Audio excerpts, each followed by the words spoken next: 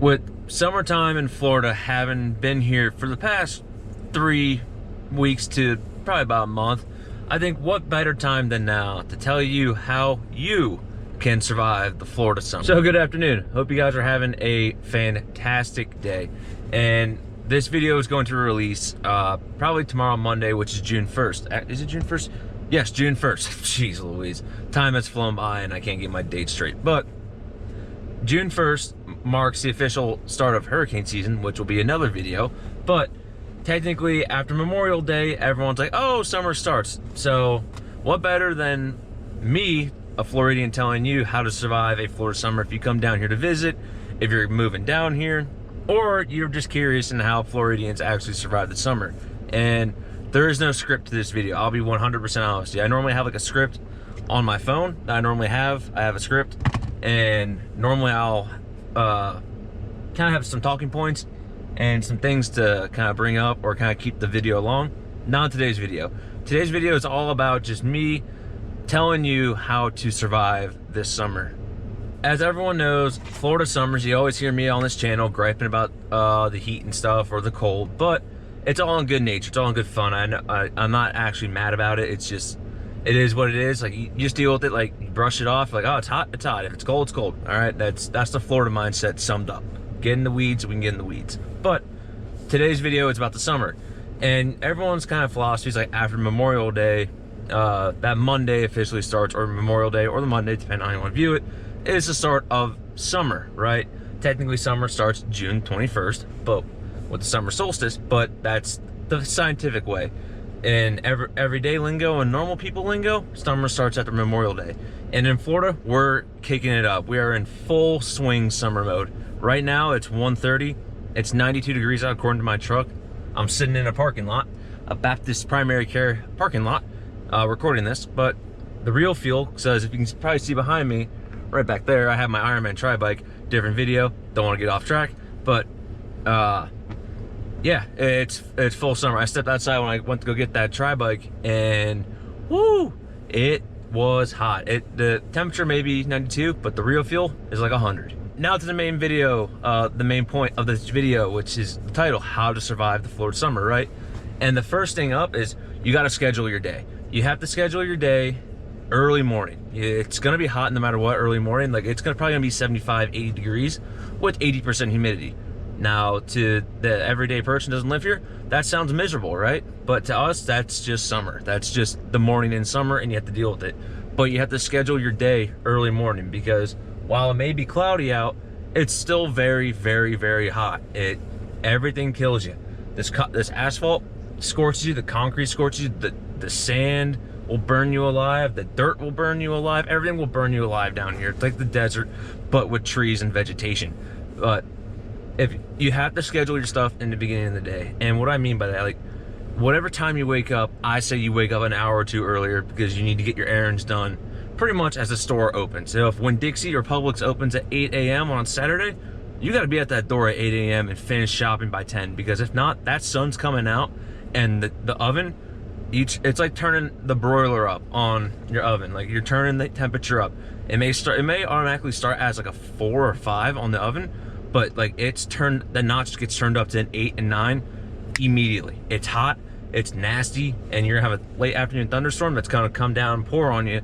So you need to get everything done, in my opinion, from like a 6 o'clock to about a 10, 11's pushing it, but I want to say from about 6 to 11 is like your window of getting your errands done. And you got to get them done early morning, because if you're going to do them in the afternoon, good luck, because it's going to be so hot out and so miserable, you're not going to want to do it. So that's the big one. That is the biggest one, is getting your groceries done or your errands done early morning and getting everything else out of the way.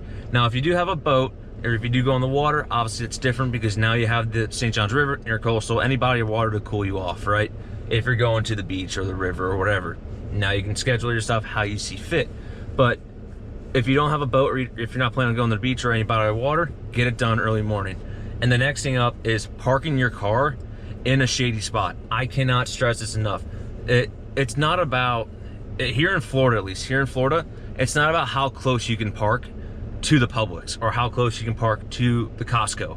It doesn't matter how close you are. It's where's the nearest tree that's big enough, or it's its canopies extending over into the actual parking lot that I could park my car under. Because you do not understand, if you don't live down here or you don't live in a southern state, that like your car just heats up like an oven. It happens in other states, but down here it's a different notch. It's just your car, like you open that door, it's like the Terminator movie, like when like the nukes go off, like like the person's hands are on like the fence and they get blown into a skeleton. That's pretty much how it feels when you open the door and that heat wave just smacks you in the face.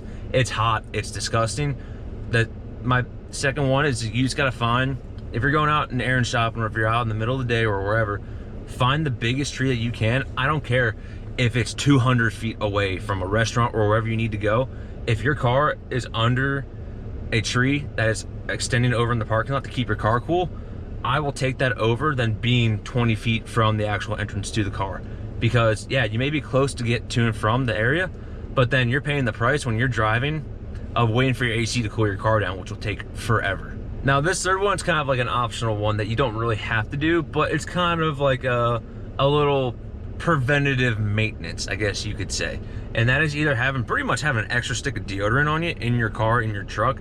Obviously it might melt, kind of a trade-off, or having baby powder for the regions below the waist, because swamp ass and swampy nuts, just for the guys, is the worst, and it smells the worst. It is awful. It stinks and it doesn't go away.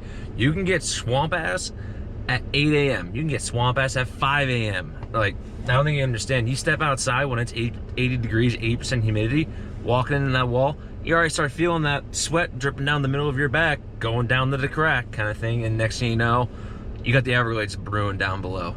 So baby powder will rectify that to an extent, but it's a little preventative maintenance, right? It's like topping off the coolant in your truck, or topping off the oil in your truck when she has a little bit of a leak, right? You're trying to do a little bit of preventative maintenance so that not everything breaks down and ruins the rest of your day.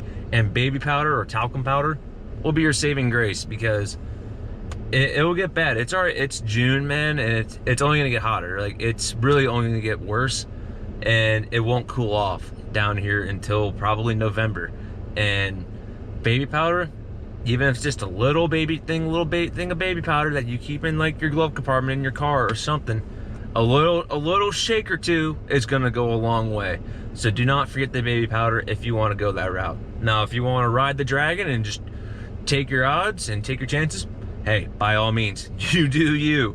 But me, at least, I'm not gonna do that. I'm not gonna take the chance of absolutely gassing everyone out in a public setting because you decided to not use the baby powder or wear the extra layer of deodorant, because now you smell like onions or ground like pork, or not pork, or ground beef, taco meat, right? You stink, your pits stink a little bit, and you're just gassing everyone out because you didn't have the courtesy to do a courtesy swipe or a courtesy wipe or whatever you want to call it. So those three, I'll just about wrap up this video. Those are kind of the big three that I can kind of drive home. Now, obviously, if you're going out, if you're going around doing stuff in the middle of the day, obviously drink water, drink a bunch of fluids, because you are going to get dehydrated pretty quick and you're going to lose a lot of electrolytes. So definitely stay hydrated. The heat down here, I'm telling you, the heat down here is no joke. The heat and the humidity combined, it's pretty rough. It gets bad pretty quick. It's not like Arizona heat where it can be 120, you can feel fine. I'm not saying that's actually the case, but 120 in dry heat is completely different than 95 degrees and still 90% humidity throughout the day. It's a different beast. So definitely drink lots of water. Like, I cannot stress enough, drink a lot of water, drink electrolytes, stay hydrated throughout the day, because getting heat exhaustion, getting heat stroke, any of that kind of stuff, heat stress, is not fun, and you don't want to deal with it, because getting it just sucks. And if you can prevent it as much as you can. But anyways, guys, hope you guys did enjoy this video. Again, this one's there's no script, there's no real talking points. I was just talking points, but there's no real progressive into the video. Just kind of me, Floridian, telling you how to survive the Florida summer. But take that in the comments, let me know. If you're a local, if you just moved down here, what are your survival tips, or what do you recommend for surviving the Florida summers? I'd love to hear from you.